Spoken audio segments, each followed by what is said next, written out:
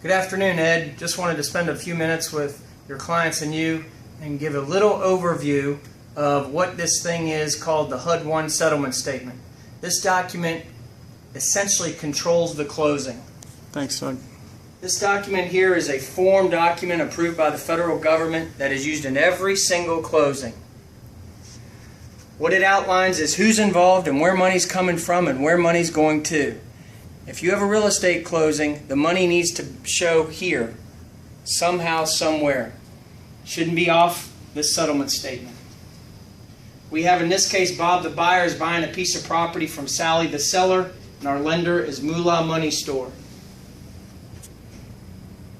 Now, we're going to focus on the left-hand side, Ed, because that's the buyer or borrower's summary of transaction, and that's the purpose of today's video. And what we see here is that we have a contract sales price in the amount shown in line 101. We have settlement charges shown in line 103 in the amount shown right here. Ed, this is a gross number. This is the total amount of the settlement charges, which are broken down on page 2 of the settlement statement, and we'll go through that detail in just a moment. We have in this sections 106, 107, and 108 prorations for taxes and HOA dues. Now, if a number appears in this top section under these prorations, it means that that bill has been paid already. And so this is a debit on the buyer's side. All of these numbers here, Ed, in section 100 add up to what we see in line 120. That's the big pot of money that my office needs to account for from the buyer's side of the equation. Now, that's not the end of the story. Subtracted from that big pot of money are the following items. We show the earnest money. We show the loan amount. We show some lender credit. We show here the agreed upon seller contribution to closing costs.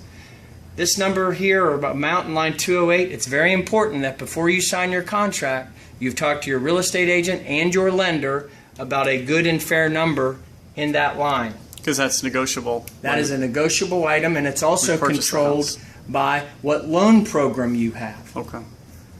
Hey, let me ask you real quick about the proration. So that $832, that means he still owes that? No. What that means, Ed, is that we are looking from this date forward because this bill is being paid at closing, so we are taking it from the buyer at closing, that amount there. To pay the bill? Or the bill's already been paid. Okay.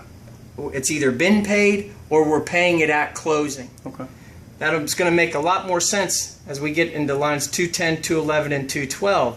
These are also prorations, but these are this is a credit to the buyer because we don't have the bill yet.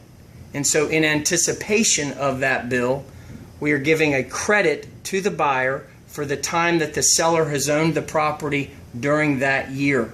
Okay? Okay. It's a little confusing, and that's one of those items, Ed, that I like to spend a lot of time with the buyers on and the sellers so they fully understand that that does reconcile and balance out.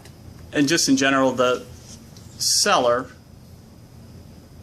is responsible for paying stuff until the day he sells the property. Correct. And then after he sells it, obviously the buyer becomes a new owner, and then he's responsible for the bills. Correct. Okay. Exactly. Now, these items here in section 200 add up to what we see in line 220.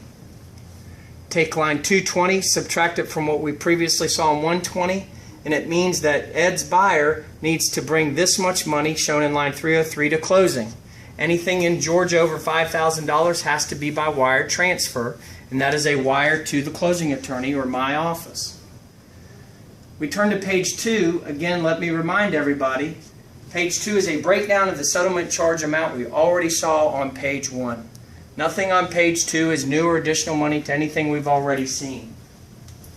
And as we're on page 2, what we see is the seller pays the real estate commissions.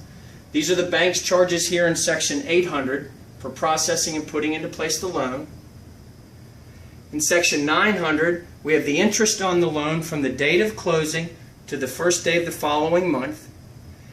We're collecting that interest, which means that the buyer's first loan payment won't be due to the first day of the following month. So in this case, it would be due 5/1. Correct. That's when he writes his first check. Exactly. And you're taking that 300 and $85.94 out at closing. Correct. Okay. The reason why you'll hear people say you pay your interest in arrears, that's what that means, and that's why that's set up that way.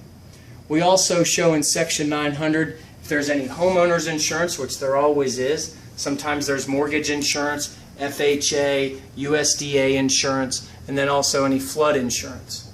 Section 1000 is the initial funding of the escrow account that will be held by the bank but funded by the borrower every month as part of his payment to pay the taxes and insurance when they become due and payable. Section 1100 are the charges associated with my law firm as the settlement agent or closing attorney handling the closing, the title examination, the policies of title insurance for the bank and the borrower, attorney's fees, FedEx, recording, out-of-pocket expenses, things of that nature. Section 1200, we show the cost to pay the clerk of court to record documents. Line 1203, we have the tax on the loan and tax on the purchase.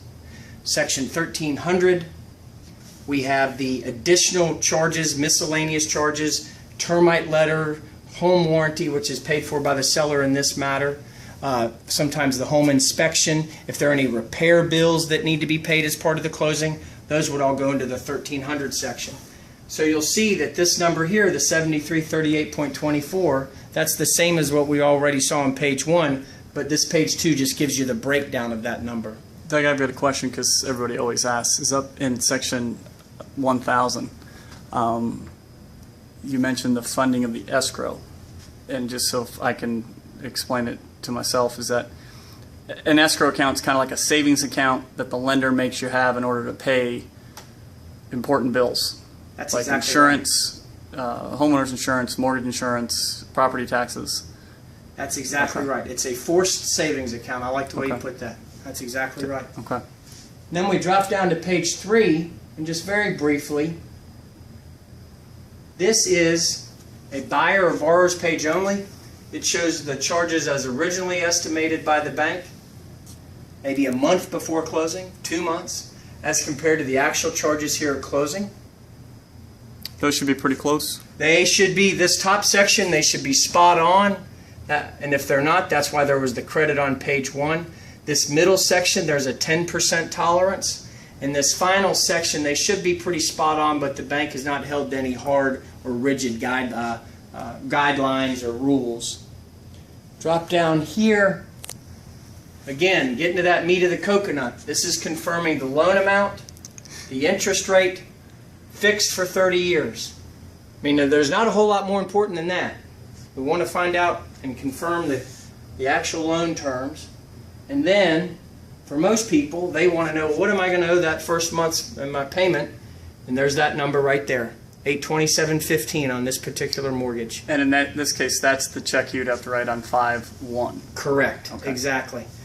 Ed, this is a brief overview of a HUD 1 settlement statement, which I'm sure your clients have heard of either through their friends, you, or their lender.